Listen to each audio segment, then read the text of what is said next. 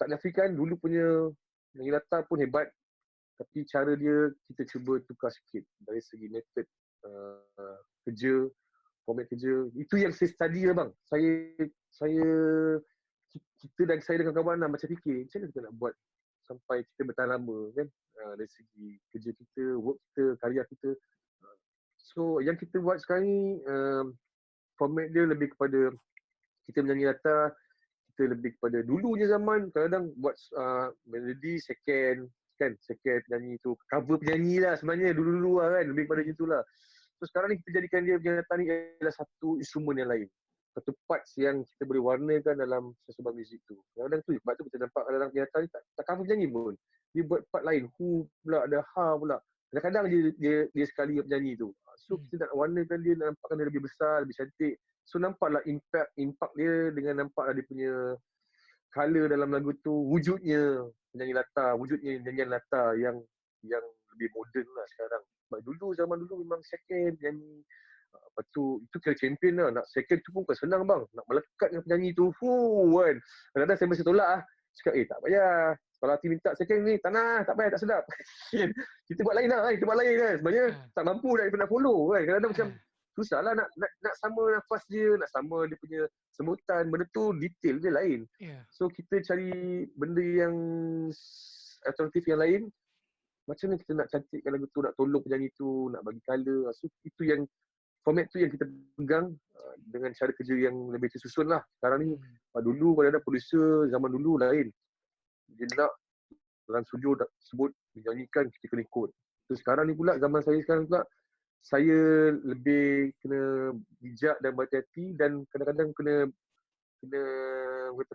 pandai main game dengan producer, dengan pengarah muzik ni. Kat mana saya buat, kadang-kadang saya cuba dapatkan lagu awal. Lagi saya study dulu, saya sendiri work up arrangement saya. Sampai masa saya akan tunjuk kat diorang, okay, aku punya arrangement macam ni. Ini part aku yang bikin vocal parts. So, kalau you ada idea, you tambah. Kalau tak ada, you tak nak buat lain ataupun apa yang you ada, kita share. So, lebih tersusun, lebih kemas. Dan saya datang dengan keadaan yang dah bersedia sebab saya dah tahu lagu tu. So, tak ada istilah. So, banyak benda yang dah jadi cut cost lah bang. Studio awal jadi kurang. Sebab kita dah dapat lagu awal, kita dah buat awal. Pergi studio tu senjut je. Tak ada zaman-zaman, tak ada nak berjam-jam kat studio tu kan. Lebihnya kat studio tu, kita cari magic apa yang ada, vibe yang lain. Nak chemistry dengan suasana studio dengan producer punya order tu, benda tu kita kena ada jugalah, baru dah rasa dia punya kerja tu. Lebihnya semuanya orang kata pergi dalam keadaan bersedia lah. Sebab tu penyanyi sekarang ni, orang kata macam saya punya kawan-kawan dan kawan lain ni, kita datang dengan score BB, score BB. Arrangement vokal lah. Kita tak pergi kosong bang. Bukanlah kita nak belagak, tapi kita pergi dengan keadaan yang bersedia. Maksudnya kita dah tahu apa kita nak buat. Kita dah tahu nak baca note apa. Jadi arrangement ni datang dalam macam mana korang tunjukkan kepada penyanyi ataupun producer tu dalam script? Kalau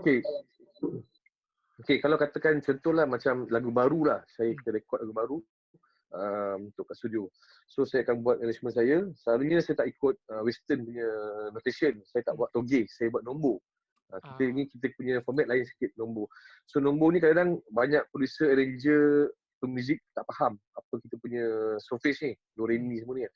So sama ada kita akan tunjukkan dia dengan cara kita menyanyikan dia beramai-ramai ataupun kita hasilkan dia, selalunya tunjuk depan dia orang, depan producer lah, apa yang lain yang kita dah buat.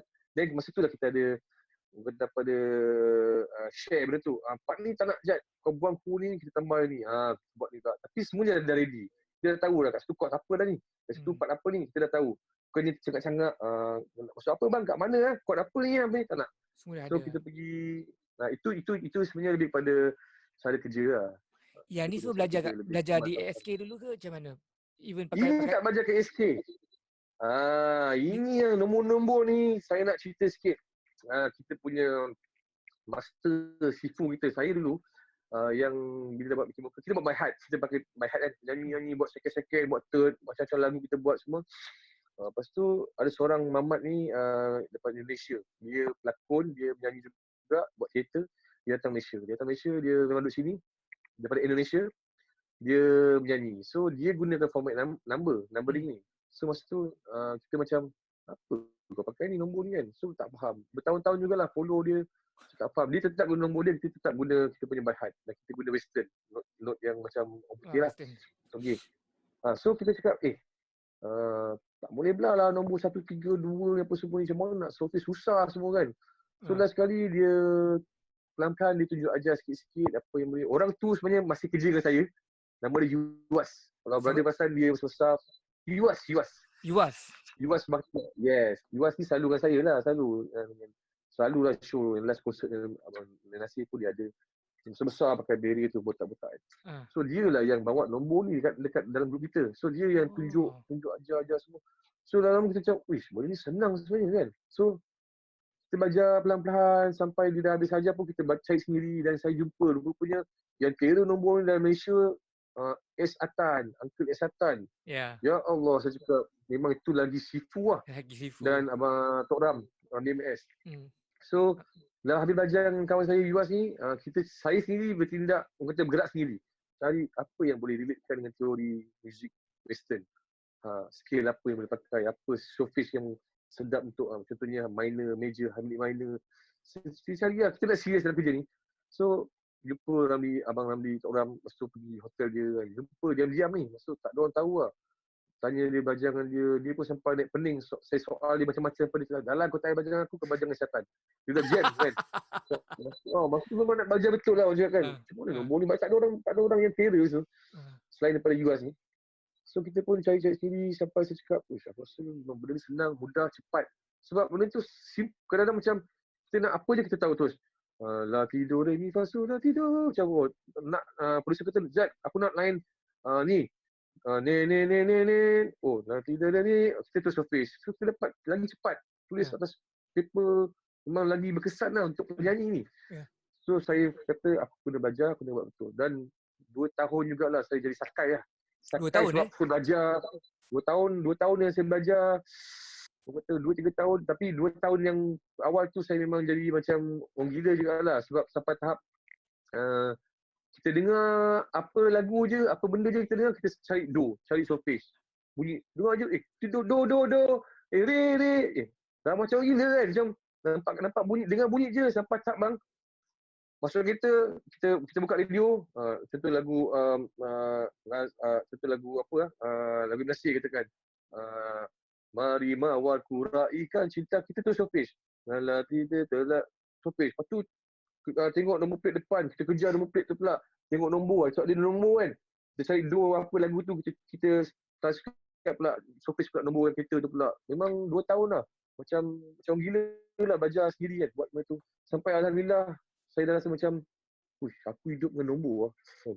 Bukan nombor kerja lah macam, aku hidup dengan nombor. Bang, saya mimpi bang nombor. Memang biasa lah. Biasa. Sebab dah terlampau banyak sangat main dengan nombor ni, buat kerja nombor sampai mimpi nombor tu pun dah jadi macam.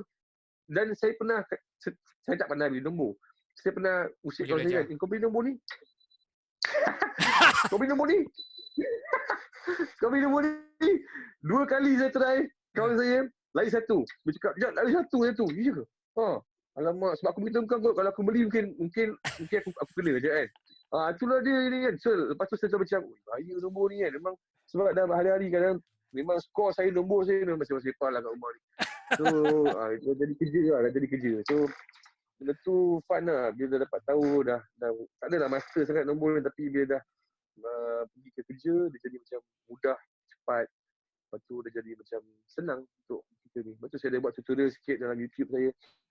Tunjukkan apa yang boleh buat. Benda ni sebenarnya pemuzik pun kena tahu macam nombor ni. Surface ni sebab dia ada penyanyi yang datang kepada awak untuk belajar tak? Penyanyi profesional, penyanyi yang ada. Tak ada. Ada ramai. Yang bagus nak belajar yang sebenarnya saya pula tak suka mengajar secara formal. Sebab saya kadang-kadang bila orang jumpa saya, Jat nak belajar ataupun bang nak belajar penyanyi baru BBN pun ramai. Saya suka bagi pada yang betul-betul mengajar. Contohnya Cikgu Syafi, Siti Ajar kan, Syafina. Saya cakap, call orang. Bukan saya tak nak mengajar, sebab saya lagi suka mengajar yang express. Saya ni suka nak cepat. Saya tak suka lambat-lambat ni, saya jadi macam baran sikit, jadi geram sikit. So kita suka ambil session yang macam kau nak belajar apa sekarang ni? Nak rekod lagu single. Okey, dia belajar lagu ni je. So takkan ajar technical yang gila-gila mahal apa semua piano semua tak ajar. Tapi masa saya fokus kelas dengan dia yang tengah nak session dengan dia jaga vokal dia tu, time tu saya akan sharekan apa semua pasal technical tu. Dia lagi cepat lah bang. Bukannya kelas yang berperingkat macam 2 jam minggu ni 2 jam depan ikut syllabus tak. Saya tak minat itu sebab saya sibuk. Sibuk masa banyak kerja kan. Lepas tu dengan kita pula tak terkejar. Buat masa dulu awal saya buat banyak cancel kelas student. So saya rasa macam ya Allah apa dah jadi dengan aku ni, saya cancel kelas je kan. So saya cuba cari cara lain lah. Buat yang lebih express, yang cepat dan mahal. Maksudnya tak adalah. Maksudnya dia lagi dia eksklusif lah bang. Dia private lah. Betul. Kurang macam tu lah. Saya tak nak kerjakan sebab kita time tak ada kan. Benda tu sekali-sekala je kadang datang rezeki tu. Betul. Ajar tu. Cuma lebihnya saya suka masa kerja lah. Contohlah macam kita buat AJL ke, kita buat social TV ke apa ke. Macam tu macam ada part-part artis yang tak sampai ataupun tak kena kan. Kita sendiri akan pergi kat artis tu. Tukar sikit lah part ni. Tak sedap lah. Aku rasa lain macam ni sedap. Kan? Ataupun yang kau buat benda tu salah. Lain yang ni kau ambil yang ni. Yang tu kita akan banyak. Kita lagi senang untuk kat situ lah. Yang lagi efisien lah. Time kerja tu kita share macam benda. Untuk buat format tu tak ada sangat lah. Awak selalu bekerja dengan tim yang sama lah dengan macam kalau dalam tim yang sama lah dengan kawan-kawan yang biasa dalam grup yang sama selalu. Senang kan kita dah kenal orang semua. Dia betul bang. Dia sebenarnya kita punya mudahnya bila tim sama ni, kita dah tak payah nak ajar, nak belajar, nak mengajar ataupun nak tunjuk ataupun kawan-kawan sama pun takkan nak tunjuk kita buat apa. Semuanya pergi dah tahu apa nak buat. Itu yang paling best. So Eja dah tahu nak buat apa, Willy dah tahu nak buat apa, Baby dah tahu nak ambil apa. Kita macam contohlah macam skor saya ada 3 part Hamli ataupun skor Yuas ada 3 part Hamli. So kita masih dah tahu dah siapa nak ambil do, siapa nak ambil mi atau so. Itu yang senang. Lepas tu dari segi kebersamaan nak blend together tu tak payah ajar. Semua dah ada, masing-masing dah tahu. Sebab kerja dah terlampau banyak bersama, kita terus buka mulut je sama je keluar. Zaman-zaman yang nak belajar sama mati sama. Kena buat ni sama dah habis. Zaman orientasi tu dah habis So zaman sekarang ni batu kadang-kadang bila kita nak jumpa orang baru, alamak macam nak ajar budak ni nak bagi sama. Dia terkekeh lah, kesian lah kadang-kadang. So kita pula push kan, tak boleh kau tak macam ni, kau kena sama macam kita orang. Benda tu detail dia lain. Sebab yang datang ni nak jadi penyanyi, semua orang boleh jadi penyanyi. Nak jadi penyanyi ni bukan semua orang boleh jadi latar. Tu yang payah dia kadang-kadang. Apa yang diperlukan untuk menjadi penyanyi latar? Kriteria dia kan, yang penting yang pertama boleh menyanyi lah. Boleh menyanyi. Maksud boleh nyanyi macam mana? Dia macam ni. Yelah sebab dia dah nama penyanyi latar. So first kali yang dia boleh buat, kena buat ialah menyanyi dengan baik lah.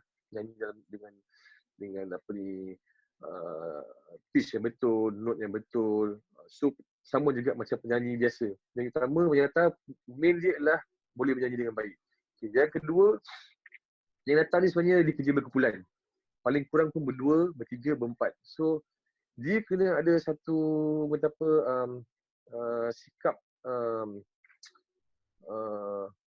macam nak cakap kita dalam penyanyi ni kita kena blend sama-sama, kita kena ada nafas yang sama.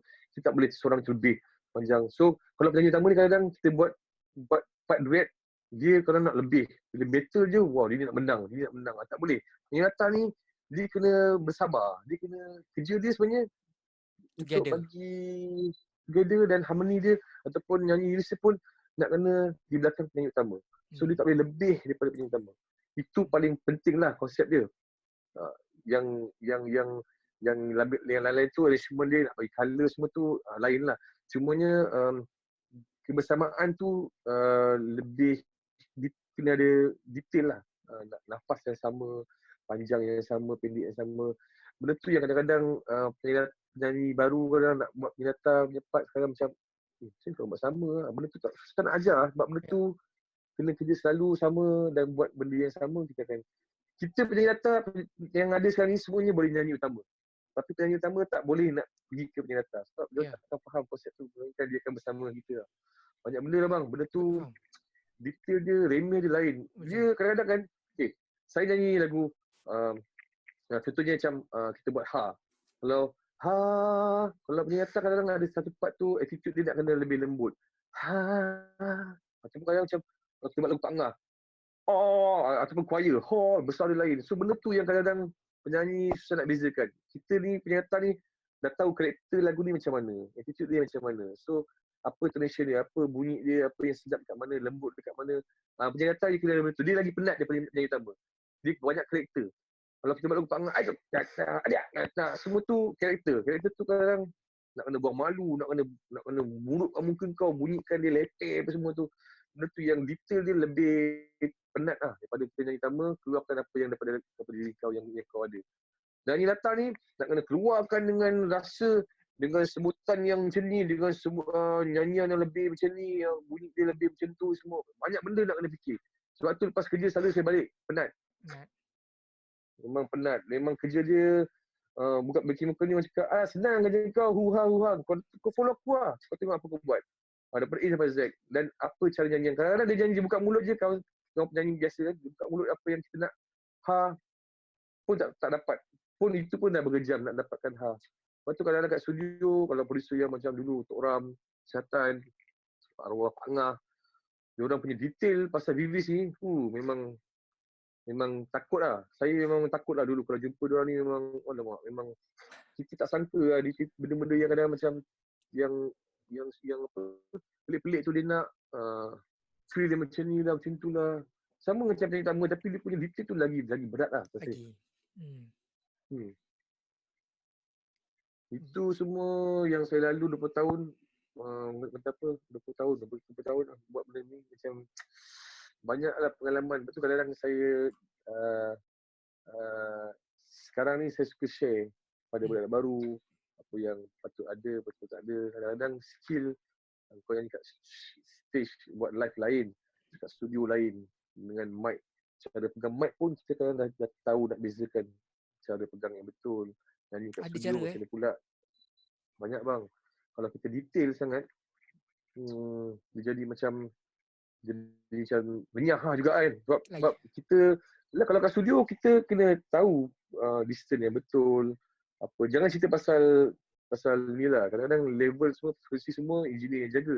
Kita sendiri yang nyanyi utama, yang nyanyi ni source yang apa yang sedap nak dapatkan supaya tak distort ke ataupun nak bunyikan suara-suara yang apa yang kerak-kerak tu kau nak macam mana. So ada bermain dengan mic semua tu ada lah kalau kita nak detail. Masa tu yang saya akan ajar mereka penyanyi bila dia jaga vokal, dan tu yang saya akan guide dia. Tak boleh, mic ni kau kena macam ni. Kita study dulu mic tu. Mic tu pun saya study kan. Sampai tahap pada mic tu pun kita kena tahu. Mic apa nak pakai ni?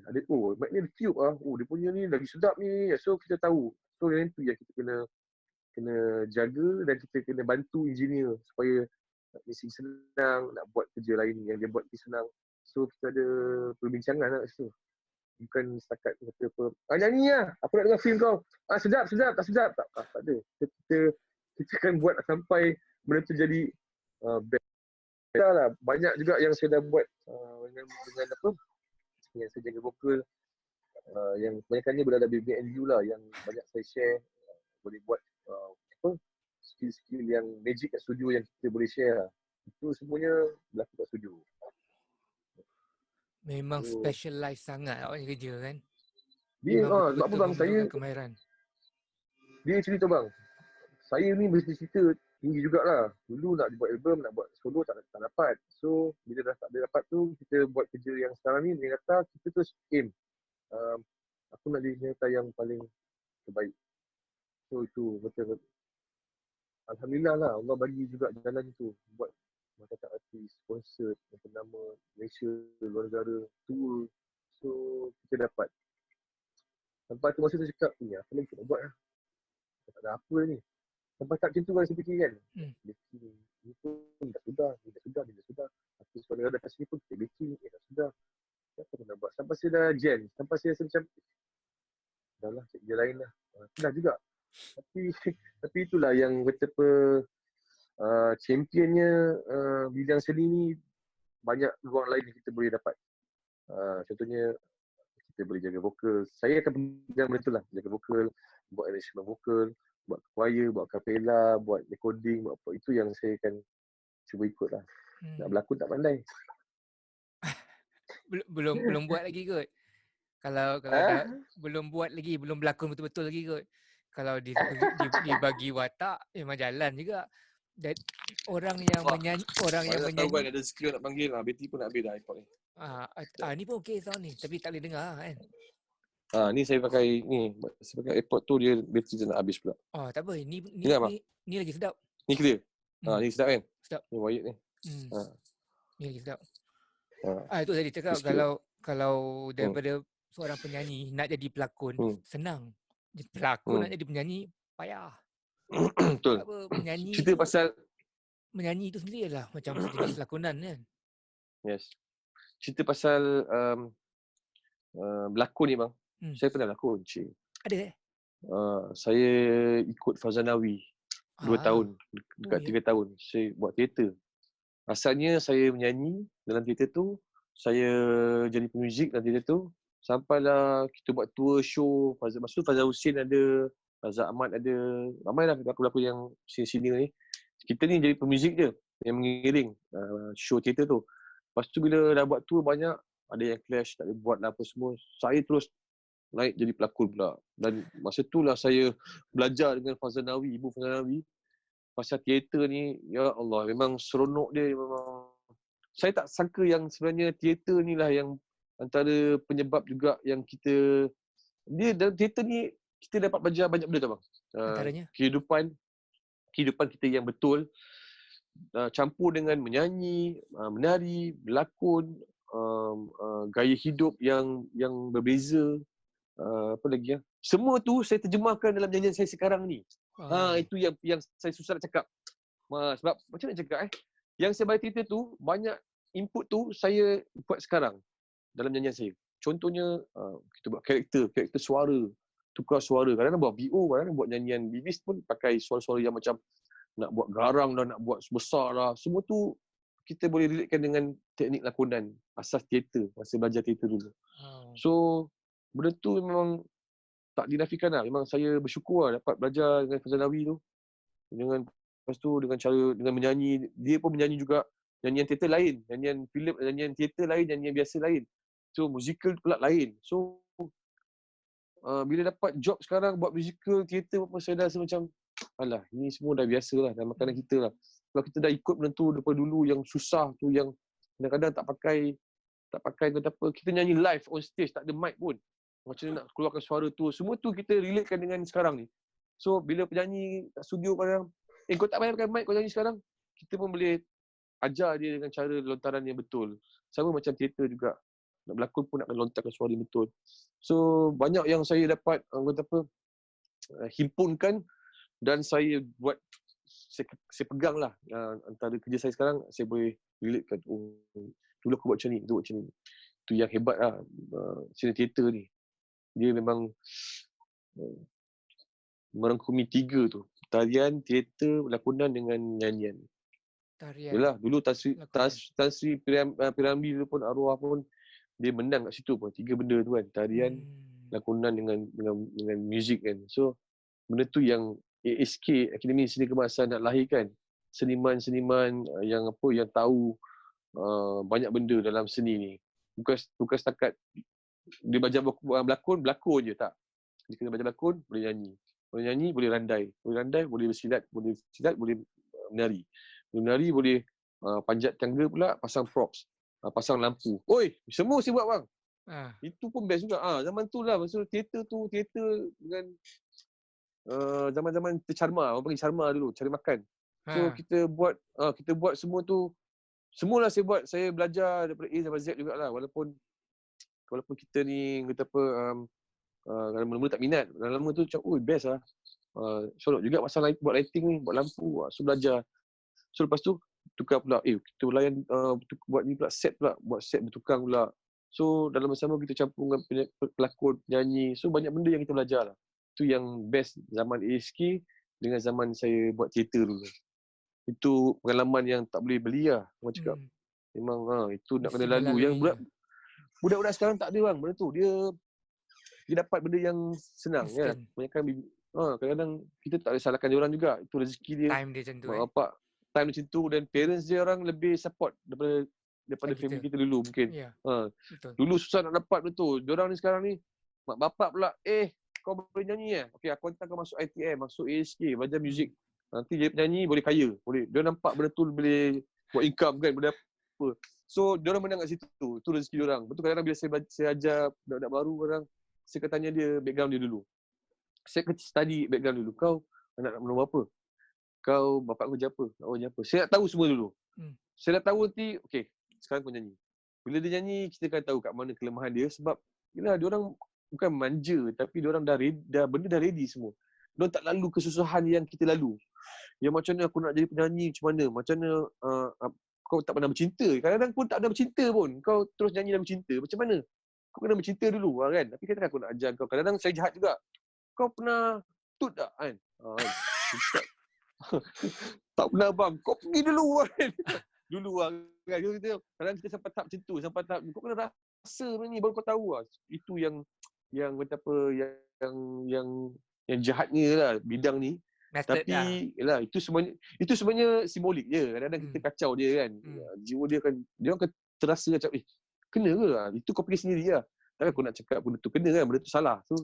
So kau kena faham apa yang aku cakap ni sebenarnya pengalaman hidup kau tu yang membawa dia zaman sekarang. Ramli Sarip, Emre Nasir nyanyi macam mana? Abang tengok diorang punya lalu pengalaman diorang yang susah sampai senang ni. Tertinggal kita kan. Tertinggal orang sekarang ni macam mana diorang punya perjalanan tu. So sebab tu diorang boleh sampai sekarang kekal jauh, malah lagi jadi yang terbaik lah. Di antara yang terbaik. Bukan buat terbaik. Sebab kalau dia nyanyi tu buka mulut je dah macam habis. Sedap. Checkmate. Sedap. Betul. Sebab dia nyanyi daripada dalam. Dia dah lalu banyak benda yang kau tak lalu lagi pun. Kau tak beranak pun kan. Dia nak salahkan dia orang tak boleh. Zaman kita lain, zaman dia orang lain. Dan zaman Abang Nasir lain, zaman saya pun lain. Zaman budak yang bawah pun lain. So 3-4 zaman yang berbeza. So cuma sekarang ni kita terpaksa dalam perniagaan bisnes, showbiz ni, kita terpaksa ikut jugalah perjalanan zaman sekarang. Cara budak macam ni kan. Kan kita nak suruh ikut zaman dulu juga. Tak boleh lah. Sebab tu banyak producer-producer yang dulu garang-garang. Macam Tok Ram, macam Mek Syatan, macam siapa lagi yang marah garang-garang dalam studio ni. Kan, diorang pun sendiri dah mula tone down dah. Diorang sendiri dah mula macam dia cuba ikut yang sekarang punya. Beza, tak boleh sama macam dulu. Bezanya sekarang dengan dulu lah. Tapi saya sempat jugalah merasa zaman-zaman King Studio, zaman-zaman Synchro dulu sebelum tutup, saya sempat Channel 11, hujung-hujung tu saya sempat terasa vibe studio yang sejuk betul lah kata. King Studio tu kalau tak rasa tu memang saya sempat, alhamdulillah lah kan, dia punya rasa sempat lah berada kat situ dengan Zairi, dengan Umi, dengan Reza. Sempat lah cakap. Itu kenangan yang paling best lah, yang tak jumpa. Sekarang ni tak jumpa dah studio macam tu yang best-best. Tak ada. Sekarang ni banyak yang buat sekarang studio tak sama macam dulu lah. Dulu sekarang teknologi dah lain kan. Tapi tu tak ada masalah. Yang masalahnya kadang-kadang bila engineer tak bertauliah, bila tak pandai kita mengaku jadi producer, nak buat producer, itu yang kadang kita macam frust sikit. Tapi buat macam mana bang? Kadang-kadang dia orang ada duit, kadang-kadang dia orang ada kemampuan, kadang-kadang dia orang ada, kadang-kadang atas kawan-kawan dia orang, dia nak produce lah apa semua. Dulu tak dapat benda tu. Dulu semua nak kena lalu NR, nak kena lalu producer betul, nak kena lalu orang-orang yang sepatutnya, bukannya senang-senang je. Producer ni, siapa ni? Tak kenal kan? So sebenarnya bila pergi studio, mak dia ni, tapi kita ni buat kerja, kita kan kerja je lah dengan semua orang secara profesional. Takkan kita nak condemn dia pula kan. Betul, kita boleh share apa yang baik, kita share lah.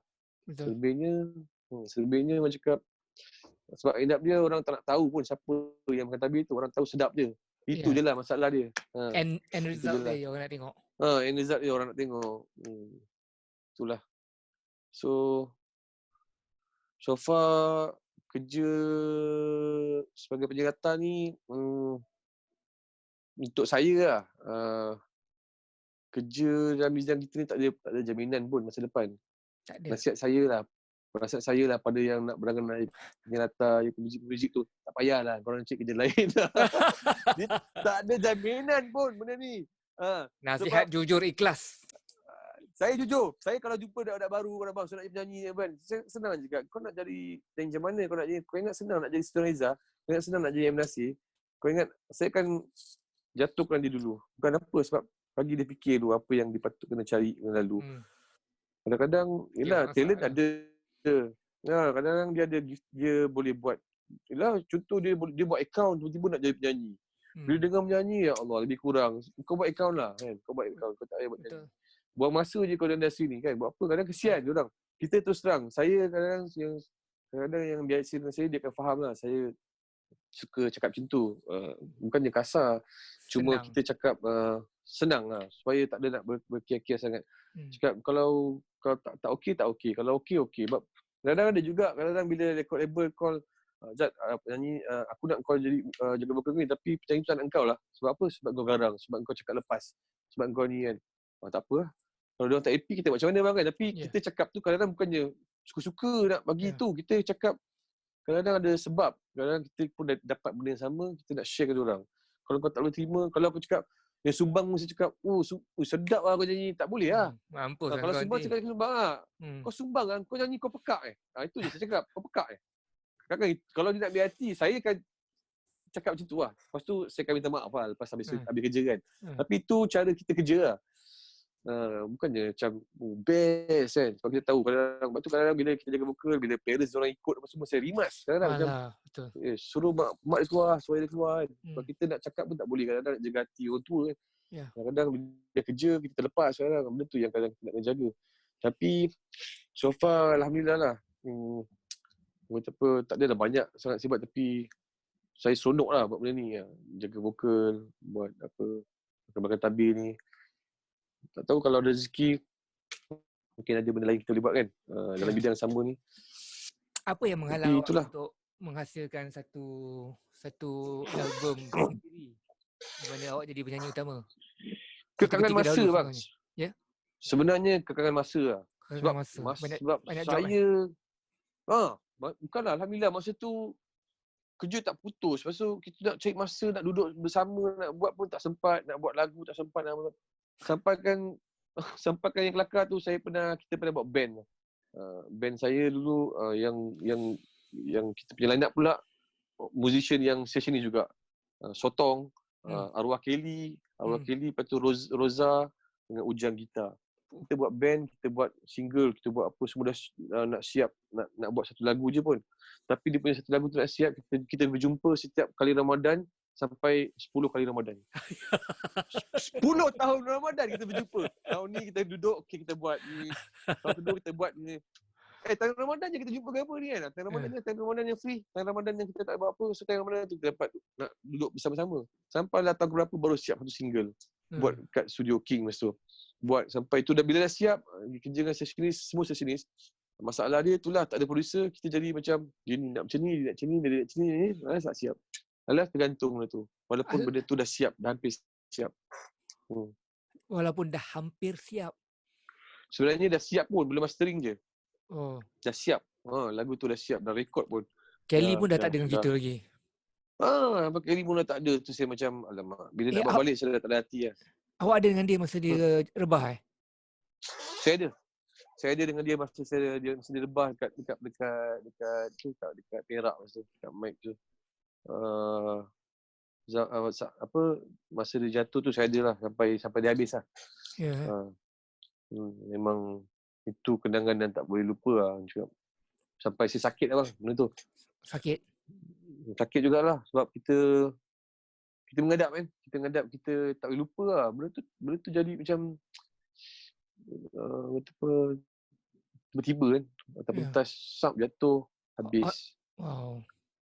So macam dia macam betul ke ni kan. Kita menghadap benda tu, kita sama-sama macam jerit, nangis bagi masa tu atas stage sama-sama macam Allah. Lepas tu dengan malam tu show pula tanpa dia. So perjalanan tu macam kita lalu dengan keadaan macam aku ni nak nyanyi malam ni macam mana. Macam mana show malam ni, macam mana apa. Dengan kita menyaksikan dia jatuh, kita pergi sebelah dia. Lepas tu, saya dengan isteri saya lah. Lepas tu, balik tu memang sampai settle, dah settle ke bumi arwah semua. Kita dah settle semua, bermulalah kita punya sakit tu. Sakit tu tak apa, sakit tu lebih pada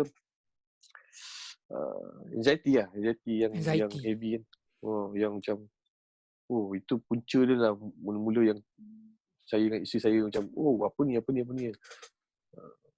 Lepas tu kita cuba jumpa doktor semua. Heavy jugalah benda tu, berbulan jugalah. Serius Bila dah serius sangat tu, saya macam, doktor dah hantar kita pergi sekretari kan. Saya kata, asal pula aku nak kena jumpa sakit jiwa pula ni kan. Ini dah berat sangat ni kan. So, kita cuba patah balik pada yang basic lah kan bang. So, kita cuba pelan-pelan. Bila kita tak kuat, kita pun tak elok sangat. So, macam ambil masa lah. Bila dah nak okey, sap. Arwah haji pula pergi. Bila arwah haji pergi tu, dia datang balik lah. Dia macam, apa ni arwah haji pula. Sap, arwah haji dah jadi hal. Lepas tu, nak recover balik tu, arwah Lok Yu pula. Tiga kawan kita lah masa serentak pergi kan. Dalam masa terdekat. So, jadi macam terpukul lah keadaan tu macam, apa yang berlaku ni kan. Peringatan untuk kita semua. Sebab kita ialah kerja, kadang tak tentu masa kan. Rehat tak cukup. Lepas tu, gaya hidup musician bang, biasalah. Gaya hidup mana pernah sihat. Kita, lifestyle kita memang terbalik daripada orang lain. Kerja kat studio, kerja kat sini, kerja kat luar. Makan tak betak jaga. Tidur tak jaga. So masa tu baru dapat peringatan lah. Bukan saya je kot, ramai orang musician yang macam kita ni. Semua macam, kena tukar lifestyle, kena jaga. Tapi sekejap je pun benda tu. Tukar-tukar pun sekejap je. Lepas tu dia back to normal juga. Cuma kita kena jaga lah. Kena lebih berhati-hati lah kan. Macam kalau dah limit, dah over sangat. Dah cukup ni, aku tak boleh lebih lah kan. Kerja dulu boleh sampai 5-6 pagi kan. Potong sikit lah kan. 2 malam dah stop lah. Macam tu lah. Kalau kita nak langgar semua, kita ni kan robot kan, kita orang. So, itu yang sekali. Itulah. Tapi saya pegang satu lah bang. Kadang-kadang benda dah tertulis bang kan, ajal masing-masing. So ajal tu tak boleh nak cakap no kan. So tu dah ajal dia lah. Kalau dia tak main muzik, kalau dia tak penat pun, kalau dia nak meninggal, Allah nak tarik, masa tu habis juga. So itu je lah permission kita buat. Ya, cuba kalau boleh nak tanya pasal anxiety tadi tu. Macam mana perasaan anxiety tu? Macam mana kefikiran kita ketika menghadapi anxiety tu dan apa yang trigger anxiety tu? Anxiety tu dalam hal saya ni, dia punca yang mula-mula sekali masa terjadi. Dia teringat keadaan tu. Bila teringat tu, kita macam perasaan tu berdebar-debar. Sebab bila saya dah study banyak pasal anxiety ni, saya baru tahu yang anxiety ni punca dia sebenarnya pemakanan. Asal dia memang saya ada gastrik yang teruk, ada GERD. So, asid yang bergolak dalam perut ni, kadang-kadang dia dah merebak sampai dah tak jadi, sakit bola hati tu dah biasa sangat. Dia dah pergi ke main simptom-simptom lain macam jantung. So, dia lebih kepada macam dada berdebar yang terlampau kuat, berpeluh-peluh, tangan kiri lengur, jaw jadi keras, tak boleh bergerak. Semuanya macam jantung punya sakit. Macam akan jadi heart attack. So, bila saya terlampau deep sangat, aku nak kena jantung ke? Aku nak kena attack ke? Sebab kita ingat, arwah kiri dulu jatuh sebab jantung, sebab heart attack. Aku nak kena jantung macam dia ke? Dia dah relate. Dia mulalah bang, datanglah trigger tu. So, anxiety saya akan dapat attack lah. So, anxiety tu bila saya attack, saya selalu fikir yang saya akan mati. Aku nak mati ni. Sempat tak anak aku semua ni dah fikir jauh dah. So, last kali dia akan makan diri kita lah. Tak boleh tidur. Jadi depression, jadi macam murung, macam tak nak keluar rumah, macam suka menyendiri, ataupun macam bila kerja pun macam dah tak happy sebab risaukan sangat nak mati, risaukan sangat, terbayangkan sangat arwah dulu jatuh masa tengah pegang bass, aku ni nyanyi saja jatuh, boleh jadi ni mati ni time nyanyi ni. So dia jadi berat-berat sangat, dia jadi kacau bilau bang, dia jadi macam sakit tu dia jadi, itulah anxiety yang saya hadap masa tu. So dia lebih pada sebab kita menyaksikan sampai Zack masa tu arwah So kita boleh ingat macam, uish, tentang aku tengah nyanyi ni aku jatuh.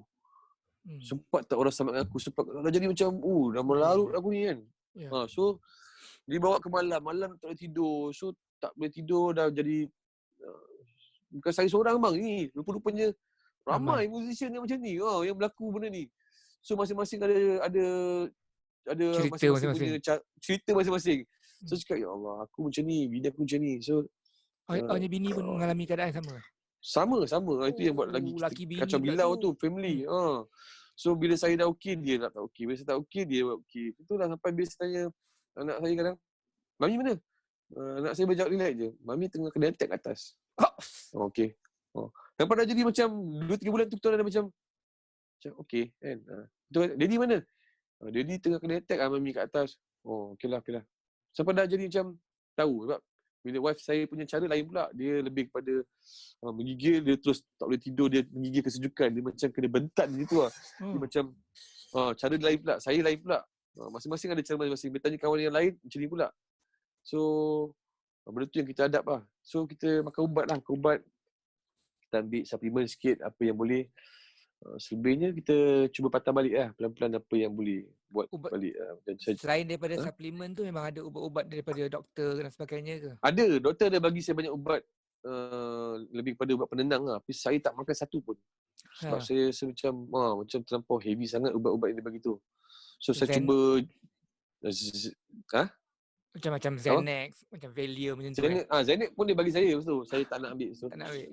Saya simpan je lah. Tak. Macam cuba nak kawal sendiri lah. So saya jumpa kawan-kawan yang terdekat. Yang kena masa macam contoh macam Ujang, Firdaus. Saya jumpa dia, kita sembang, kita cerita balik. Lepas tu kita decide jumpa bini arwah. Pergi kat rumah arwah. Macam mana keadaan dia orang. Dia orang lagi okey daripada kita orang rupanya. So saya macam, macam mana Kak Zeti boleh lagi okey daripada aku ni? So kenapa aku tak okey? Kenapa? Dia okey kan? Dia dah redha lah maksudnya kan. Macam dia, kita sini cakap mulut kita dah redha. Tapi sebab kita ni mungkin sebab kita menyaksikan kot keadaan tu. So kita lebih teringat-ingat abang benda tu. Terngiang-ngiang benda tu keadaan tu. So kadang-kadang orang cakap kan, aku kena KL lama lah 20 tahun ni kan. Yelah tapi aku baik dengan dia semua. Yelah tapi aku kenal dia 10 tahun je pun. Tapi penghabisan dia aku dengan dia. So lain tau. Kau ke cerita tu lain. So kalau cerita panjang-panjang boleh bergaduh ni je kan. Tak ada cerita. So macam kau nak menangkan di kawan kau, baik kau lah apa semua. Tak payah cerita dah benda tu lah. Sebab rezeki aku dapat menghadap dia tu, yang terakhir tu aku dapat rezeki tu. So yang tak best dia itulah kita tak boleh kawal. Kita pun yalah tak kuat kan benda tu. So kita tak settle lah. So ni masa jugalah sekali saya jumpa Firdaus, jumpa Syed, Robot semua, bincang dengan diorang suruh saya patah balik lah pada hak jalan yang benar. So kita cuba pelan-pelan buat balik, repair. Alhamdulillah lah dia dapatlah masuk track tu balik walaupun terkeluar kejap, masuk balik sebab kita patah yang kepada yang asas. Cumanya bila nak okey tu datang arwah Haji, lepas tu arwah Lok Yu. Saya macam dia lagi macam ini dah apa ni kan. So dia jadi makin sakit lah, makin berat. Lepas tu tak tahu lah, alhamdulillah dalam masa sama saya belajar menjaga makanan, jaga pemakanan. So saya ada jumpa orang luar, saya ada ikut beberapa grup sakit anxiety lah, orang yang pernah kena macam ni saya ikut, saya belajar dengan diorang, saya tengok apa yang diorang punya makan. Memang betul pemakanan tu paling penting dalam penjagaan dia untuk orang yang sakit anxiety. Sebab benda tu kadang ada angin dia, makan dia ada angin lah, ada apalah. Semua tu punca yang menyebabkan tiga tu. Dia memang ada. Saya dah jumpa dah bang beberapa benda. Contohnya macam dulu saya kaki kopi O kan. Kopi dah tak minum sekarang. Lepas minum kopi saya akan start. Dia akan start benda yang macam palpitation lepas dia akan yes. Lepas tu itu punca tau. Walaupun kita rasa macam itu biasa tu, tapi sebenarnya itu punca yang akan jadi lagi 2 hari mungkin. Dia akan start nak pukul kita pun jantung. Ataupun saya pernah kena bang. Saya cakap abang lah, saya punya sakit ni, anxiety ni, saya pergi check ECG betul tak? Yang pasal wire tu kan? Yang wire tu kan? ECG tu sebulan saya pergi 4-5 kali. Mak ai. Sampai doktor tengok saya, doktor dah kenal saya balik. balik. Dia halau saya balik. Kau tak sakit kau balik cakap kan. Saya pergi sebulan 4-5 kali tu biasa. Pukul 3 pagi saya kena attack. Saya ingat saya nak mati ni kan. Pergi klinik, cari klinik. Check, jumpa klinik 24 jam. Buka pintu je, ada ECG tak? Ada ECG tak? Dah macam orang gila tanya. Sampai orang tengok macam ECG tak ada. ECG ada. Semua tengok kita pada macam kau ni okey ke tak ni? Sebab kita nak tanya ECG je sebenarnya. Lepas tu bila tak ECG, saya dah mula dah advance sikit. Oh, dah tak nak tengok ECG. Saya check apa dipanggil cardioenzyme. Cardioenzyme. Dia cara dia tahu cardioenzyme. Dah terror kan. Terror. Doktor ada sini tak? Ada cardioenzyme tak? Dia pula tengok kita kan. Terror dia ni. Tak ada. So ambil darah malam tu juga check. Memang dah sampai ECG tu saya boleh pandai baca. Saya boleh buka file tu tengok bacaan dia. Oh ni okey. Dah terror orang cakap kan. Nampak dah sakit sangat lah masa tu. Ni dah So, jadi sampai doktor dah jadi OCD dah. Obsessive ya bang, betul. lah. Lepas tu betul. Lepas tu last kali doktor yang saya ikut ni, seorang doktor ni kat Dasar Pandan tu. Dia macam best lah. Dia macam sendiri yang macam nak berkawan dengan saya. Dia layan saya. Dan dia saya sekarang ni main calling dengan dia je. So sakit dia, saya call dia, tanya dia kan. Sampai dia pun cakap, Jad, tak ada apa-apa. Kau kena attack. So kita tahulah Panic kita kena, bila nak kena attack je, panic attack. So dia sendiri yang dah advise dengan cara cakap mulut je kadang. Tak payah ubat lah. So kita boleh tenang lah. Kau tengok dulu saya pernah sampai kena, saya punya ni apa, jaw ni sampai pernah kena cramp. Lidah ni dah kat dalam. Terasa macam tu. Kita tak tahulah betul ke tak. Tapi kita rasa macam, aku tak cakap apa. Macam kebas lah. Kenapa berpeluh lah. Mungkin berpeluh tapi kita punya panik tu lebih jadikan dia lagi macam dia over. Dia develop kita punya macam risau. Aku nak mati ke apa ni. Mula lah. So dia jadi makan diri lah maksudnya. Itu yang dia penat tu sebenarnya. Ada diorang ajar macam tiup dalam plastik ke? Ada bang. Itu semua Itu tak jalan. Nak abu je tu. Itu semua. Dah buat dah. Habis tu tak jalan tu. Tak jalan kita dah pergi. Tak. Kita dah hardcore dah. Kita dah pegang. Kita tak pegang gunting lah bang. Nak gunting rambut dah. Masa tu macam dah gila dah. Macam dah. Aku ni dah kenapa ni kan. Memang heavy lah juga. Dah kenapa? Aku dah kenapa ni kan. Memang tak kadang hilang waras sekejap lah. Macam apa hal ni kan. Sebab sampai orang tengok kita pun macam bila saya kena tetap tu kadang kita boleh nampak kita punya ni hitam macam tak cukup rehat kan. Macam bila jumpa kawan-kawan lain ada ke orang yang kena yang sama lah. Kawan-kawan yang sama musician pun pernah ramai dapat benda sama juga. Ramai gila bang. Ini awak rasa macam because of diorang ni artistik ke yang lebih memberi kecenderungan untuk berlaku sedemikian ke? Jadi bang? Disebabkan diorang ni daripada golongan artistik. Jadi orang-orang artistik ni lebih mudah cenderung untuk mengalami keadaan-keadaan macam ni. Saya pun rasa benda sama juga. Tapi sebab kita punya macam mana nak cakap kita punya lifestyle ni, kita punya kerja ni banyak sangat mendorong lah benda-benda yang benda-benda macam tu lah. Kadang-kadang kita ni yalah, tu macam saya cakap tadi lah, kita ni punya kerja ni, vibe kita ni kadang-kadang tak tahu dari mana, daripada studio, daripada luar, benda-benda yang tak elok ikut tu pun ada juga kadang-kadang kan, macam mengganggu kita kan. So campur-campur lah benda tu. Selebihnya kita ni orang seni bang, kadang-kadang dia punya detail halus tu lain kan. Kena sikit tapi dia punya ngelabar tu, ngelabar tu real sangat, over kan. So banyak sangatlah benda tu jadi kata apa, dia dah jadi berkecamuk ah. So tapi alhamdulillah makin lama makin okey sekarang. Sorry jadi apabila suami isteri mengalami keadaan yang sama, adakah dia membantu untuk satu sama lain untuk overcome the situation, ataupun kerana suami isteri mengalami masalah sama dia menjadikan keadaan bertambah teruk? Pada pendapat awak macam mana keadaan ni? Alhamdulillah setiap kali kena tak pernah kena serentak. Alhamdulillah. Kalau tak saya dia, kalau tak dia saya. Jadi korang boleh saling support dah. Yes. Dan tu kita akan tahu. So kadang-kadang kita dah tahu tau, kita perlukan tenaga haba daripada orang sebelah yang terdekat untuk dipegang kita, urut kita. Itu pun antara terapi orang yang kena anxiety. Dia kan terus dapat riliskan pelan-pelan kita punya sentuhan sakit. Yes, sentuhan tu. So ada benda-benda lain lah. Macam urut. Lepas tu biasalah yang lain tu macam dia buat kita air panas, bagi minum air panas. Lain-lain lah. Servis-servis yang macam yang saya kena dia buat dia kena saya buat. Macam tu lah. So Alhamdulillah lah tak ada masalah yang dua kena. Kalau dua kena saya rasa tak terbalik ke Dua-dua. rumah ni. Sebab yelah silap tak hantar tak pergi sekolah anak kan. Tak pergi apa memang Beatles kat belakang tu dah cabut lari dah tempat lain dah. kan tu kan dia. So benda tu alhamdulillah lah. Betul.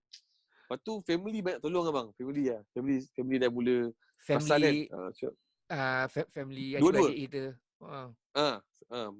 Parents dengan adik-beradik semua dah perasan macam kau ni dah kenapa ni, Izzat dah kenapa ni, yang ni dah kenapa. So dia dah mula faham.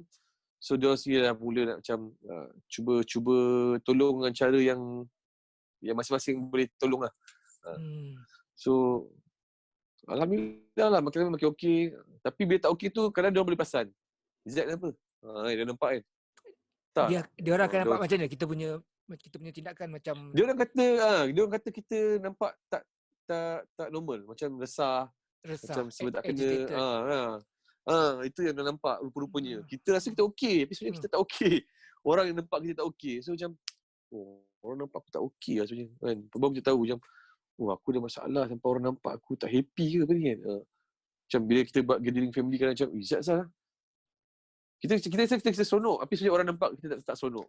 So kat situ mula timbul lah macam tak boleh ni kan. So bila kena kat isteri saya kadang dia lebih suka tak payah keluar rumah. Contohnya bila kita kena attack, dia rasa tak best lah nak keluar. So dia sendiri tahu tak payahlah pergi keluar contohnya. Masa tu lah. So kalau kerja tu terpaksa dah keluar, tapi kalau ada tu sampai pernah juga dia cakap malah nak kerja esok. Macam malah nak pergi resa lah. Sebab dia dah kena attack kan. Kadang-kadang kita nak cerita kat orang pula pasal benda tu. Kadang-kadang cerita kat MD. Nak cerita kat pengarah muzik. Wife aku kena attack, baby kena attack. Macam kelakar pula kan. So kita takkan nak cerita benda-benda tu. So kita cuba solvekan dia apa yang boleh lah. Sebelum keluar rumah tu. Cubalah apa yang boleh. Tapi banyak dah berubah. Banyak dah baik abang alhamdulillah. Sebenarnya saya tak suka bincang benda ni. Ya. Tapi saya harap apa yang awak cakap ni akan membuka mata ramai orang. Because ramai orang ramai orang tak tahu pasal kewujudan anxiety ni. Satu. Apabila orang tak tahu, nanti orang ada salah tanggapan. Jadi apabila ada orang yang boleh menceritakan pasal benda ni, dia akan membuka mata orang. Jadi apabila mata orang terbuka, orang tahu ini perkara ni berlaku pada orang lain dan ada jalan penyelesaian. Ada, betul. So saya harap boleh membantu orang lah kita ni perbualan ni. Betul. Kita pun macam kita suka share dengan orang kan. Dengan orang pula ada masalah dia, cerita dia, sakit anxiety yang ni kena macam ni pula. Semua orang berbeza-beza, tak semua orang sama. Kadang-kadang saya boleh minum Nescafe, orang tak boleh Nescafe. Pun tak sama. Mula-mula saya ingatkan, saya ikutlah aturan kadang makanan tak boleh. Tapi rupanya bila makan, saya tak kena pun. Orang ni kena. So, setiap orang berbeza-beza rupanya. Ada orang boleh makan, saya sekarang ni saya tak boleh minum kopi O, saya tak boleh minum susu lembu, fresh. Susu lembu. Dulu saya memang minum susu hari-hari. Dulu saya cakap, sekarang aku tak boleh minum sebab bila minum tu dia akan start trigger apa benda. Ada sikit je dia akan start mulalah dia nak. So sayur ada yang saya boleh, ada yang tak boleh. Lepas tu banyakkan kurangkan minum ais tu memang tak ada lah kalau boleh minum air panas, air kosong kan, air suam ke. So kita cari lah pelan-pelan apa yang boleh. Campur orang lah kan. Ikut grup anxiety ni lah, ikut grup ni lah. Dia orang pula lagi teruk bang kadang-kadang. Ada yang lagi teruk. Ada yang tidur nampak bantal yang panjang tu pun boleh lari lah. Memang lagi betul. Nampak macam mayat Saya kata, teruk ni. Kan? Aku rasa aku teruk. Tapi dia orang dah pergi tempat tahap macam tu. Ada lagi parah, lagi kesian. So bila saya ajak wife saya masuk grup tu, dia tak ikut. Sebab dia cakap dia masuk dia lagi kena attack. Teruk. Sebab dia lagi teruk. Dia tengok perangai orang lain Dia tak masuk. So biasa seorang masuk, saya akan salurkan maklumat apa yang boleh kan. Ikut lah. So alhamdulillah lah makin okey lah. Cuma ada ramai musician yang tahu saya kena benda ni. So yang bestnya kawan-kawan ni. So kita saling membantu lah. Dia nasihatkan saya. Support. Support tu yang paling penting lah kadang-kadang. Yelah yang berlaku masa tu pun saya, Ujang, siapa lagi, Eddie Slam, beberapa orang lah yang hampir yang semua ada masa tu semua kena. Tapi nampak gayanya saya yang paling teruk. bila chemoterapi end, aku yang paling teruk daripada diorang ni. Diorang dah okey, aku tak okey. So itulah, cari sendiri apa yang boleh hilangkan benda tu. Jadi sebenarnya nak alatkan ubat tu saya tak minat sebab yelah kalau tidak nak ubat bolehlah tenang terus kan, tapi kan once dia dah start makan biji tu kita rasa macam nak mengalahkan dia pula. Boleh jadi adik. So saya rasa macam kalau boleh cuba lawan lah, buat cara lain lah apa yang boleh kan.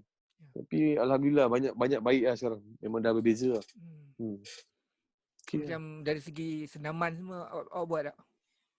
Senaman tu lah bila dah start itulah cerita dia bila nanti itu hari saya nampak awak ada time yang banyak bersenam. Yelah itu semua Itu punya pasal lah tu. itu semua antara nak bagi release lah benda tu kan. Macam dah mula tak nak start kata apa nak mengamalkan cara hidup sihat kan apa. So kita cubalah cari ruang lain lah. Kadang-kadang ada masa tu kita fikir nak sihatkan badan kita buat macam tu. Selebihnya kita nak cari ruang untuk kita isi masa kita dengan benda yang baru lah kan. Aku dah try jogging kot supaya benda tu boleh lupa ke release kan. Bang, saya pernah benda tu kelakar juga 2-3 kali sampai kat Tasik kan. Kita nak jogging dah bersiap-siap semua sampai Tasik. Tengah-tengah lari tu Kau cakap, kenapa kau macam nak mati Kenapa? Saya balik bang. Dia datang tiba-tiba dia datang. Dia datang? Dia Sedang jogging tu dia datang? Tengah jogging saya rasa macam tak kena macam dada aku masa sakit apa ni. Pergi jauh dia sampai aku nak mati. Kalau mati kat sini macam mana ni? Saya balik. Itu time kena attack tu macam tu. Balik masuk kereta balik rumah. Pernah pegap masuk kereta pergi klinik. ECG. Apa nak jadi aku ni ECG lagi, buang duit lagi kat ECG. Faham macam itu pun pernah. Memang berlaku bila kena attack tu tak ada benda yang boleh halang kau untuk kau takut. Maksudnya dia memang kau terus macam aku kena attack ni. Kita tahu kita kena attack, kita tak mengaku. Tak mengaku kena attack tapi kita rasa macam tu cakap aku nak mati ni kot, aku akan mati. Sekejap ni aku mati kot. Sudah dia je fikir mati je. Tengah solat pun boleh berhenti bang. Kadang-kadang masa tu saya kena solat macam berhenti. Tengah sujud kan, Tentu aku mati tengah sujud. Bangun. Tengah sujud mati kan bagus kan? Kau bangun. Kenapa kau bangun kan? Biar. Jadi aku ni mulalah cakap, ini dah sakit tak gila ke pun aku ni kan? Orang lagi nak mati time sujud, kau pergi bangun time sujud apa kan? Sebab dah berkecamuk masa tu panik. So macam, ini dah panik dia lain macam. So macam, ini dah melampau sangat kan. Tu yang tapi itulah saya rasa last kali saya jumpa pelan-pelan cari ni lah, jaga makanan, lifestyle tukar sikit. Lepas tu itu yang paling penting lah. Ya. Kalau saya punya program ni, kalau tengok perbualan saya dengan Adri Hashim, kita ada borak pasal ni. Eddie pun kena, saya tahu. Kita ada borak pasal benda ni. Eddie pun pernah, saya pun pernah adalah sembang dia juga benda tu. Dia pernah cakap kat saya, jangan layan sangat lah macam benda-benda tu lah. Kadang-kadang dia kata, elakkan lah baca-baca WhatsApp semua yang boleh mengundang ni kan. Yalah macam contoh macam tengah-tengah COVID ni kan, kita baca sikit je, kita dah terus. Orang ZT ni dia punya sensitif lain macam sikit. Kadang-kadang benda yang tak apa-apa pun dia boleh terusik. So dia kata kena elak-elak lah, baca benda yang patut je, ataupun tengok yang apa JKM keluarkan, itu yang kau ikut. Yang orang-orang viral semua tak payah layan. Itu nasihat dia lah. Itulah guna kawan-kawan yang baik ni, dia banyak tolong kan benda tu. Betul. Sangat setuju. Wow. Tapi itulah, anxiety ni penat lah bang. Maknanya malah cerita buat benda ni, kadang dia ceritakan dia lalu lah. Itu yang malas kadang-kadang kan. Ya faham. Tapi itulah kita ada kawan-kawan kan. Kawan-kawan kita. So kalau apa-apa hal call lah kawan-kawan tu.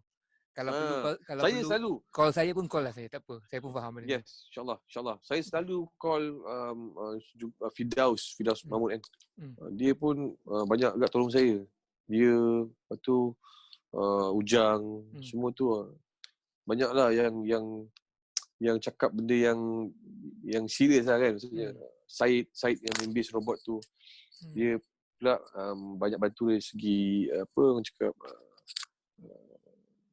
balik ke asas lah kan.